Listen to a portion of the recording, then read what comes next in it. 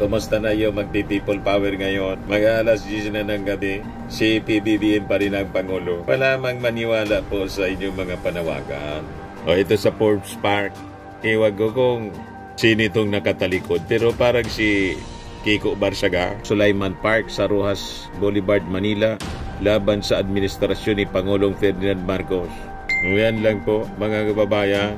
Hindi mag-50. Cleanose up nila para hindi makitang kukunti lang sila. Kantsaw ang inabot nila. Dami. Meow. Sabi ni Yoli Gatchalian, buti pa magsimba at magsisi sa halip na magdasal para sa mga President Marcos.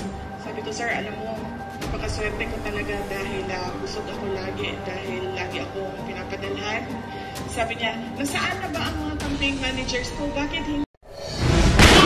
Nagpapagang mga balita at pagtalakay sa mga isyu na lipungan. Pulsa! Opinyon, banat at paglalantad sa katotohanan. Pulsa! What you see is what you get. You decide. Hello po mga kababayan, si Dante Maravillas, Bicolano vlogger, broadcast journalist from Albay. Kumusta na yung magpi-people power ngayon? Mag-alas 10 na ng gabi, si PBBM pa rin ang Pangulo. Palamang maniwala po sa inyong mga panawagan. Ito sa Forbes Park. Iwag ko kung sino itong nakatalikod. Pero parang si Kiko Barsaga. Nag-iisa lang. Yan ba lang people power nila, mga kababayan? Ito sa report ng DCRH 3 hours ago. Look, United People's Initiative nagsagawa ng kilos protesta sa Sulaiman Park sa Rojas Boulevard, Manila, laban sa administrasyon ni Pangulong Ferdinand Marcos. Yan lang po, mga kababayan. Hindi mag-50. Cleanose up nila para hindi makitang kukunti lang sila. Kantsaw ang inabot nila. Dami. Meow. Sabi ni Yoli Gatchalian, buti pa magsimba at magsisi sa halip na magdasal para sa mga nasalanta ng lindol at bagyo. Puro masasama. Iniisip nyo, wala nang pagmamahal sa puso ninyo. Sinasamba ninyo, walang Diyos, pera, pinapanginoon ninyo. Sabi ni Rider Journey, ang dami Sabi ni Ivy Villanueva, bayad mga yan. Sabi ni Jerry Arca Tabilisma, low budget na yata ang busing. Naubusan na ng budget para sa plano magpatalsik sa ating Pangulong Bongbong Marcos. Kahit pa may budget kayo, wala na kasing naniniwala sa inyo. Yung mga nagsasabing 32 million ang boto ni Sara, nangawala na po lahat. Dito na lang yung natira. Kasi ito mga DDS, yung mga bumoto kay Sara kasi ikinampanya ni Martin Romualdez. At ng ating Pangulong Bongbong Marcos, yung campaign manager po ni Sara Duterte, si Martin Romualdez. Pero ngayon, walang tigil sila sa paninira kay Martin Romualdez. You see, nag-resign na nga po si Martin Romualdez, hindi pa rin makamove on. Akala ko ba, walang sinabi si Martin Romualdez? Bakit pinagpapansin ninyo? Ayaw ninyong tatanan si Martin Romualdez. Akala ko ba, yung ratings ni Sara, malayo kay Martin Romualdez. Di ba niya, Mr. Maravillas? Tinalo na si Sara. Yun ang nangyari kasi, mga kababayan. Tinalo na si Sara ni Martin sa survey. Kaya ayaw nilang tantanan. Ilalo niyan sisikat si Martin Romualdez. Yan mo ang survey. 62% House Speaker Martin Romualdez. Sara Duterte, pabulusok siya. 58%. Yan ang rason kung bakit ayaw tantanan ng paninira ngayon ng mga DDS at lalo na ni Sara. Si Martin Romualdez, pinasalamatan niya noon kasi nanalo siya by landslide tulad ng ating Pangulong Bongbong.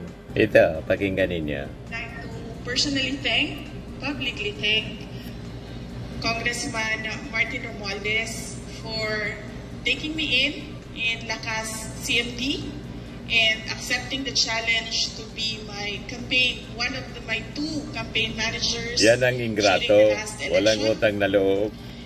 It was not without irritations and challenges.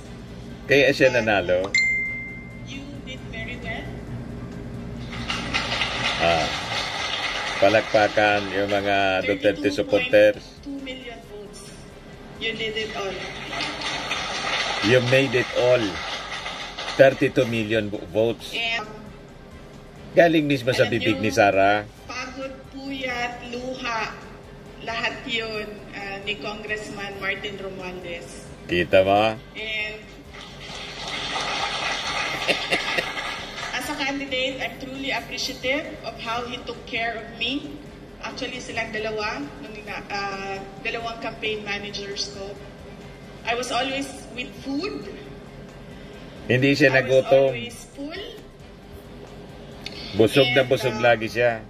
Lahat galing kay Martin Romualdez. Na nagpapadala ng pagkain sa akin. So one campaign manager will send today, the next day, and the other campaign manager will send me food.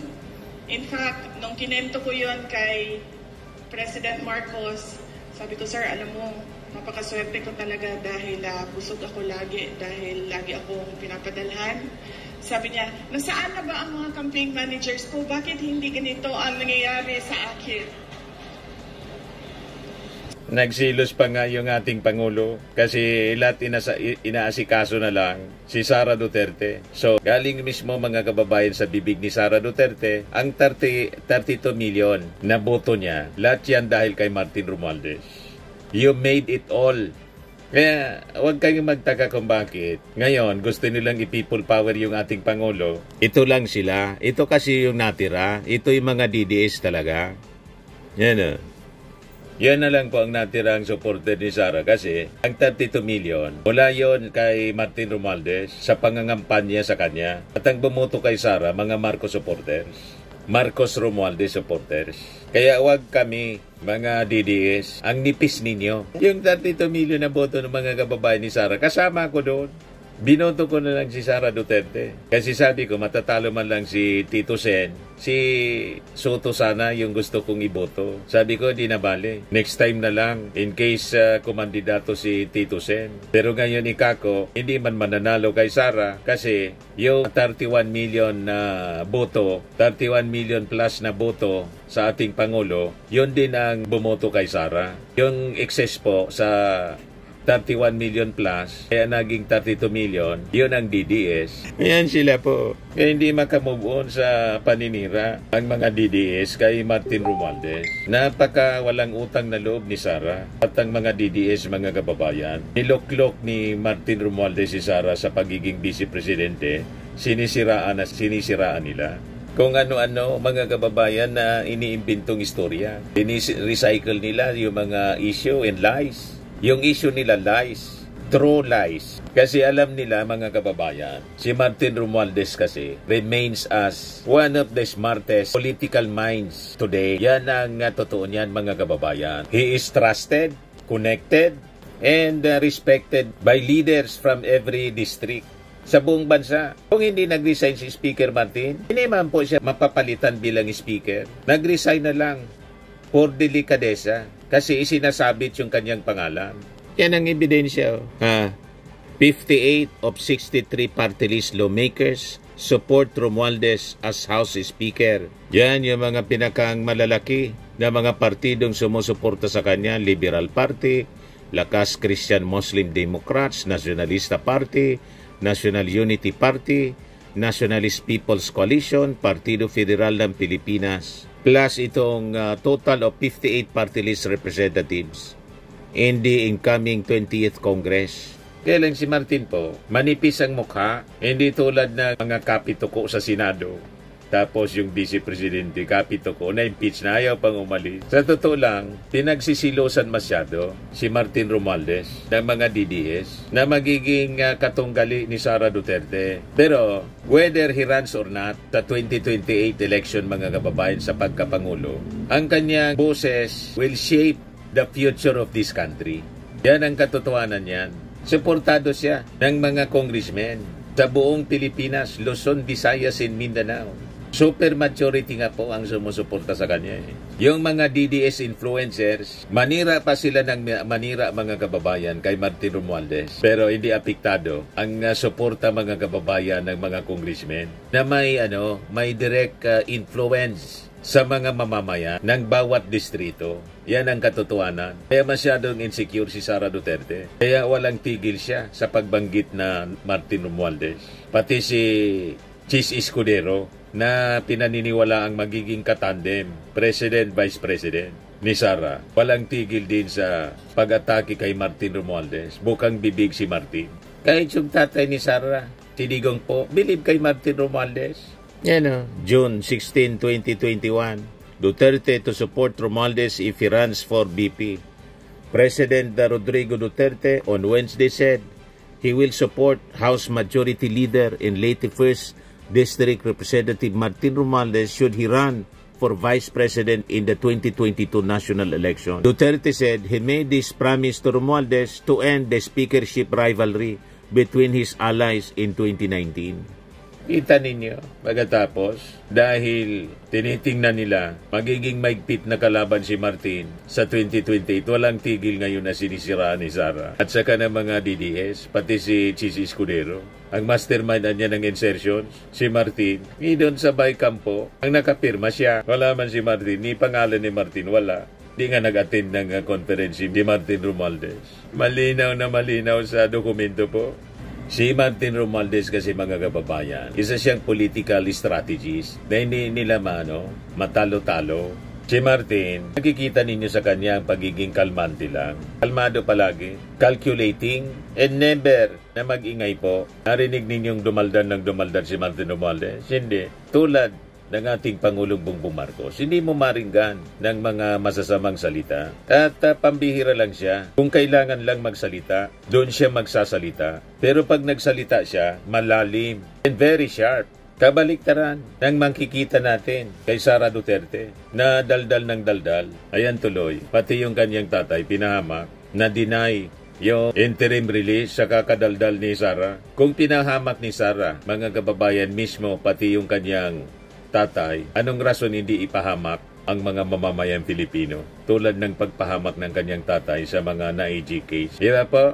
Yan ang dapat isipin ng mabuti ng ating mga mamamayang Pilipino. Si Martin kasi po, naintindihan niya ang tamang alliances sa politika, timing, and public service delivery. Nakita ninyo, kaya nagsilo sila kay Martin. Umiikot kasi si Martin sa buong Pilipinas para tulungan yung ating Pangulo sa pag-deliver ng mga basic services. Doon sila nataranta kay Martin. Ano kayaan niya ang plano ni Martin? Ikot ng ikot. Na-threaten yung political ambitions po nila. Yan ang totoo niya. Nag-gets na ninyo pa kung bakit bukang bibig nila Martin Romualdez. Other than, sa pagbanat nila kay Martin, they hope na tatamaan yung ating Pangulong Bongbong. At magatungan ng people power, hindi na makatapos ng term yung ating Pangulo.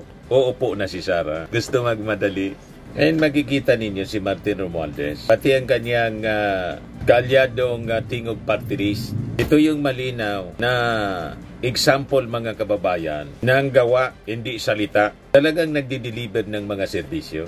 Yung tingog party list na pinangungunahan ni Yeda Romualdez. Libo-libo po mga kababayan ang nabibigyan ng tulong, medical, financial, and social assistance. Ganon. So makikita ninyo mga kababayan, while others are busy making drama, alam na ninyo kung sino, kung ano-anong drama sa buhay. Yung team naman po ni Martin Romualdez is making a difference sa buhay ng ating mga mamamayang Pilipino. Nakita na ninyo kung bakit sila insecure. Sa performance pa lang po, malayo na si Martin kay Piatos. Si Piatos, lahat si ang beneficiary. Ito si Martin Romualdez, tapos yung tingog party list, real people. Walang problema sa COA. Di ba niya, Mr. Marabila, si Martin isinabit sa flood control? Wala man pong ebidensya. Kwento-kwento man lang po. Walang dokumento. Yung affidavit po ni Orly Gutesa, fake yung notaryo. Malamang sa malamang, pati yung laman ng kanyang kwento fake. Hindi na nga makita po, hindi na nagpakita. Basta lang banggitin mo niya si Martin Romualdez. Basahin mo niya, paragraph 20. Nilampasan mo niya. Alam niyo kung sino yung nagsabi, nagko-coach kay Gutesa. Basahin mo lang niya. Nilampasan mo yung paragraph 20. Mas familiar pa yung senador mga kababayan kaysa dun sa mismong nag-execute ng affidavit na fake pala yung abogadong nagnotaryo. Hindi man totoo. Dinisown ng notary. Walang kaso. Mga kababayan, walang papel. Lahat lang yung akusasyon po. Lahat lang smoke, walang fire. Lahat lang usok. Piki yung usok. Hindi man yata usok yun. Baka hindi man smoke, kundi ulap. Si Martin, mga kababayan, advocate siya ng tawag dito, transparency. Lalo na po sa salin. Si Sara po ayaw ipasilip yung salin. Kaya sabi niya, bala na ang Diyos anya kay hindi kay Romualdez, kay Rimulya. Sabi ni Sara ng interview tungkol sa appointment ni Rimulya bilang ombudsman. Kung ako niya yung presidente, hindi ko yan i-appoint. Hindi ka man talaga magiging presidente. Yan sabi ni Sara Duterte. Huwag niyang silipin na niya. Ilagay na niya sa harap niya at pag-aralan niya ng maayos kung ano man yung gusto niyang gawin. Ipagpasa Diyos na lang natin siya at ang kanyang mga gagawin bilang ombudsman. Yan sabi ni Sara po. So makikita na ninyo ang reality about all these attacks. Politika talaga po. Pinopolitika lang si Martin Romualdez. Napakalinaw. As they failed to beat him with logic, ginagamitan nila ng lies, kasinungalingan po. They failed to match Martin's strategy. Yan ginagawa nila. They weaponize fake scandals. Tulad ditong pagsabit kay Martin sa blood control scam, saka sa insertion. Kaya nakapirma sa insertions po, sa BICAM report, si Chis Escudero. Wala yung pangalan ni Martin sa BICAM report po. At sabi ni Congressman Puno, hindi man na niya siyang pumunta dyan. Diyan na niya si Saldicot, saka si Chis Escudero. Yun pati yung nakapirma. Hindi nila kaya i-destroy ang isang tao na ang credibility, mga kababayan, is built on proof. Not propaganda. Yung isa, lahat propaganda po. Kung ano-ano na lang ginagawa ng mga supporters para mapag-usapan si Sara. Kung ano-ano mga pinopost para i-glorify si Sara. Hindi na po maalis sa isipan ng mga tao yung video niya ng pagbabanta. Hindi na po matanggal. Searchable. So makikita natin yung pagkakaiba ng dalawa, mga kababayan. Si Martin po, hindi kailangang magsisigaw para siya marinig ng mga tao. He moves with discipline. Yan ang pagkakaiba niya. At pag siya nagsalita, lahat nakikinig. Tulad ng mga congressmen kung saan siya Speaker of the House dati. At nalungkot yung ating mga congressmen sa buong Pilipinas na magdesisyon siya na mag-resign bilang Speaker. Diba po? Ang speakership po, based on trust and strong leadership. Pag wala po, kudita, tulad nangyari kay Chis Escudero at sa mga previous speakers. Si Martin po, hindi kinodita. Resign talaga siya, nirelinquish niya. At yung in-endorse niya na magiging sunod na Speaker of the House, yun ang ibinoto po. Yun ang pinili ng mga congressmen. Nakita ninyo? Malakas ang endorsement ni Martin Romualdez. Malakas ang influensya niya po. Kaya na-insecure masyado yung mga gustong tumakbo pagka-presidente sa 2028 election. Kaya ayaw siyang tantanan. Hindi man nag-announce si Martin. Tahimik lang. Duda lang ninyo Pinagdududaan lang ninyo yung tao. Kaya ninyo sinisiraan ng sinisiraan. So ang tunay na leader po, mga kababayan, hindi kailangang manira para magtagumpay. Ganon ang totoong leader. And sa dulo nito, truth in track record, mga kababayan, will always outshine political theatrics tulad ng ginagawa po ng mga naninira kay Martin Romualdez. Puro drama. Diba? Yung drama nila, hindi umubra sa ICC, denied. Kaya nga, yung sabi natin, itong mga DDS, isigi lang ninyo yung pagsigaw-sigaw na bring him home. Effective po, lalong nadiin si Digong. Hindi pinaunlakan yung interim release. Kasi sabi ng ICC, may impluensya pa niya si dating Pangulong Digong. Baka pag nirelease natin, hindi na bumalik. Kaya nga, ang ating challenge kay Sara Duterte, isbakan po ninyo yung ICC, pagmumurahin po ninyo. Tapos sulsulan ninyo yung mga kakampi nyong senador. Mag-file ng panibagong resolusyon condemning the ICC for denying the request for interim release ni Digong. Effective yan. Yan ang magandang gawin po ninyo. Okay po, mga kababayan, yan lang ang ating short video ngayon. Ako po si Dante Maravillas. Bye-bye, God bless. Framing and lifting cream, pinapahid po sa mga pulses in affected area. Mainam po sa paninigas ng mga kaso-kasuan. Ito naman po, Automax Radiant Serum. Sa mukha naman yung application, anti-aging po siya. You will look 10 years younger than your age. Sa mga cancer patients naman po, baka lang gusto ninyo itong itry. Neng siya red mixed fruit drink. Hindi mo po siya gamot, food supplement siya. Kaya lang, gawa siya, mga kababayan, sa goji berry. Yung goji berry may anti-cancer properties. O ngayon, yung mga inquiries ninyo, dumiritso na lang kayo sa aming messenger sa Facebook para masagot namin agad. Ayos pa, Ayos na ayosan niya, Mr. Maravilla. Nagana po ng malinis and spacious fitness gym. Pumunta lang po kayo sa aming Colossal Fitness Gym. May Grab car rental din po kami. But anyway, ito po pala yung aming bagong product na binibenta online. I am worldwide amazing pure organic barley powdered drink mix from Australia.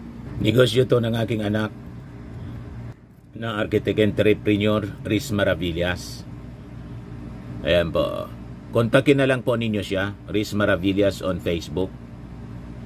Ang mga health benefits niya: boost immunity, improves digestion, enhance energy levels, packed with antioxidants, prevent cancer. Ito naman po yung bago naming product na binibenta online. Eye Glow Serum, whitening po siya. Tingnan ninyo yung epekto sa aking anak na architect before and now. Yung mga inquiries po ninyo, dumiretso na lang kayo sa kanyang Facebook account, Riz Maravillas.